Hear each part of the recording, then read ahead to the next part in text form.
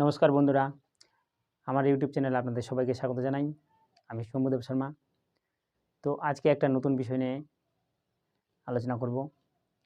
তো আমাদের চারিপাশে আমাদের সর্বক্ষেত্রেই বিজ্ঞানের প্রয়োগ, বিজ্ঞান সৃষ্টি, যা কিছু সৃষ্টি হচ্ছে তাই আমরা বিজ্ঞানের উপরেই আজ নির্ভরশীল আমরা। তো সেই বিষয়ে আমরা কিছু আলোচনা করব। তো দেখা,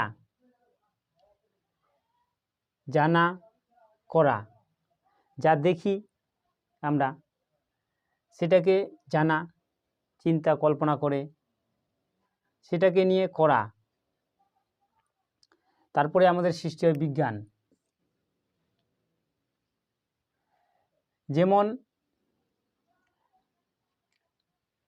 সূর্যের আলোর 7টি রং, এই বিষয়টি যেমন বিভিন্ন বৈজ্ঞানিকরা বিভিন্ন লেন্স, কাচের মাধ্যমে পরীক্ষা করে আমাদেরকে বুঝিয়েছেন, দেখিয়েছেন।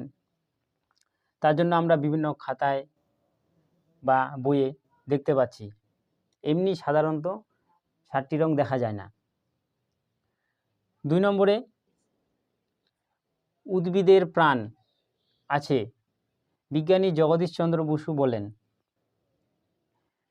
আমাদের ভারতীয় বিখ্যাত উদ্ভিদ বিজ্ঞানী, তিনি প্রথম পরীক্ষা করেছিলেন যে উদ্ভিদের প্রাণ আছে। 3 নম্বর, পাখি দেখে বিমান। আমাদের সাধারণত চোখে পড়ে পাখি যেমন আকাশে উড়ে, তো সেই দেখে কল্পনা করে আমাদের বিমান তৈরি করেছে। 4 নম্বর, মাছ দেখে জাহাজ। জলে বিভিন্ন প্রাণী চলে, তো সেই দেখে আমাদের বিভিন্ন জলযন্ত্রের সৃষ্টি, সেটা বিজ্ঞানের অবদান। কৃষিক্ষেত্রে আমাদের আধুনিক কৃষিক্ষেত্রে বিভিন্ন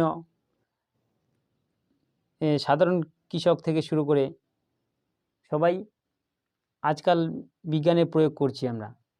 আগে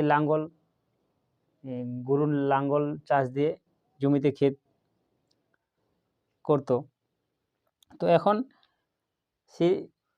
সেটা পরিবর্তন করে বিভিন্ন যন্ত্রের মাধ্যমে চাষাবাদ করি আমরা, ট্রাক্টর, বিভিন্ন আরও যন্ত্রের মাধ্যমে।